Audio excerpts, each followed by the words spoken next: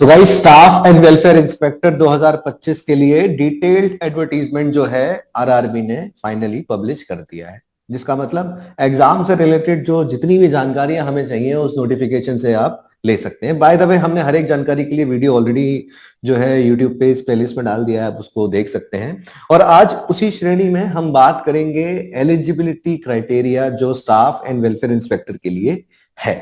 ठीक है, तो गाइस आपको ये भी मैं बता दूं कि 2019 में जो एलिजिबिलिटी क्राइटेरिया था वो अब बदल चुका है और एक नया क्राइटेरिया जो है वो 2025 के नोटिफिकेशन में हमें देखने को मिलता है। ठीक है, तो आइए एक बार उसको हम देख लेते हैं।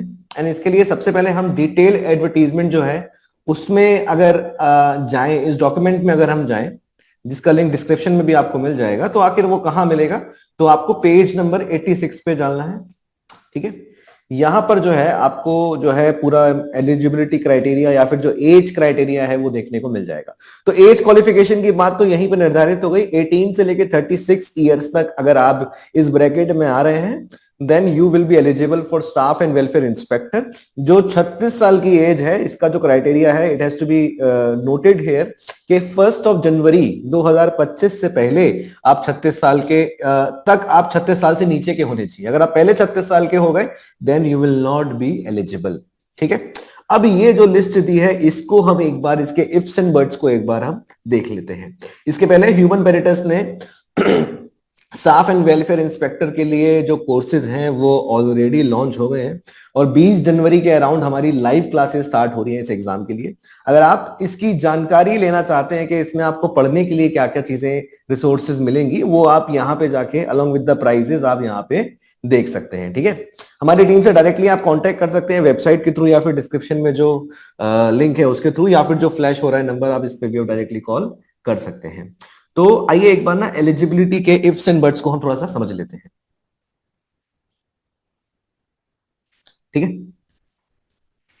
तो अगर मैं एलिजिबिलिटी की बात करूं तो हम इसको अलग अलग उसमें बांट लेते हैं। एज हमने देख ही लिया है, अब हम बात करते हैं अलग अलग पॉइंटर जो दिए हैं। तो सबसे पहली बात, ग्रेजुएशन तो देखिए सब में मैंडेटरी है। ठीक है, ग्रेजुएशन तो होना ही चाहिए। इसके बाद देयर आर सम प्लस, जो पीजी डिग्री के या मास्टर डिग्री या उसमें ग्रेजुएशन के बाद जो करते हैं उसमें क्या क्या है। तो सबसे पहली चीज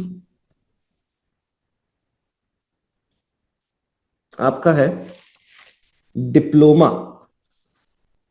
ठीक है, अगर आपने डिप्लोमा किया है किसमें, सोशल वर्क में, सॉरी सॉरी गाइस, अगर आपने डिप्लोमा किया है सोशल वेलफेयर में या फिर लेबर वेलफेयर में या फिर लेबर लॉज में। ठीक है, अगर आपने डिप्लोमा इन तीनों में किया है ग्रेजुएशन के बाद then you are 100% eligible. And also note here, ये केवल सब्जेक्ट्स नहीं है। ऐसा नहीं है कि आपने जो डिप्लोमा किया या जो भी आप कर रहे थे वहां पे एक सब्जेक्ट था लेबर लॉस या फिर एक सब्जेक्ट था लेबर वेलफेयर या फिर एक सब्जेक्ट था सोशल वेलफेयर। ये कह रहा है पूरा ही जो है इस तरीके से आपका जो है डिप्लोमा होना चाहिए इन तीनों में। ठीक है, दूसरा जो एडिशन ग्रेजुएशन के बाद दिया है या फिर दूसरा जो ऑप्शन दिया है स्टूडेंट्स को वो है आपका LLB। ठीक है, जिसमें विथ पेपर ऑफ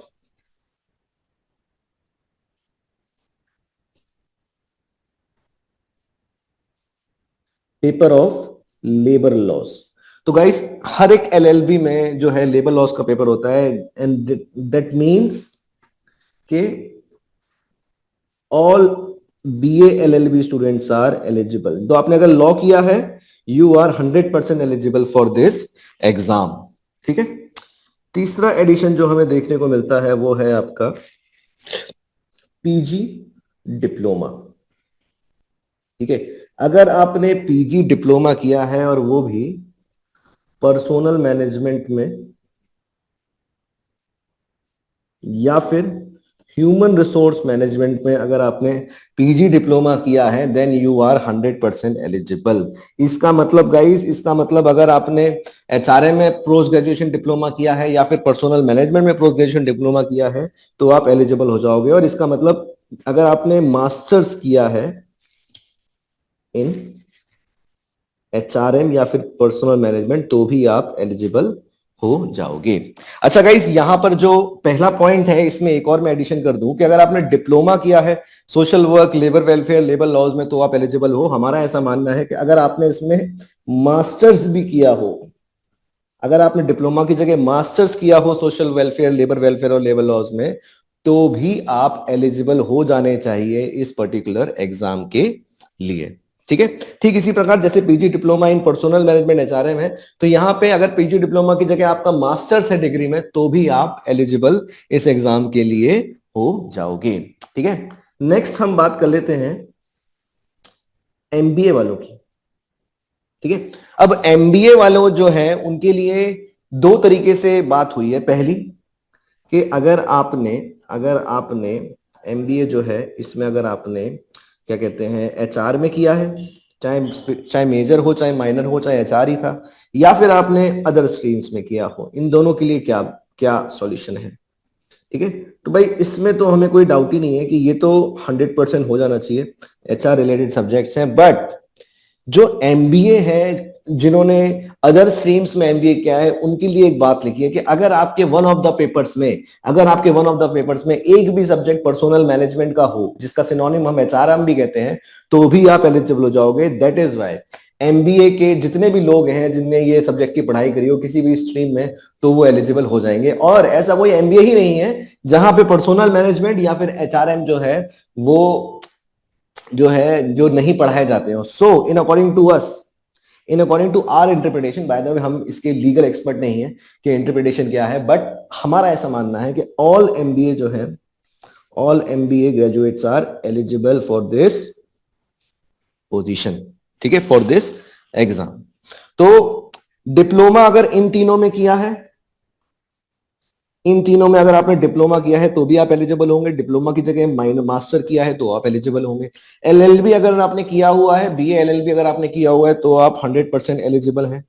अगर आपने PG diploma in personal management या फिर इन एचआरएम किया है, तो भी आप एलिजिबल हैं। सिनोनिमली अगर आपने मास्टर्स किया है पीजी डिप्लोमा की जगह, आपकी डिग्री में मास्टर्स है, तो भी आप एलिजिबल हो जाएंगे। डिग्री में अगर मास्टर्स है तो आप एलिजिबल हो जाएंगे। ठीक उसी प्रकार अगर आपने एमबीए किया है एचआर में, तो आप एलिजिबल हैं ही।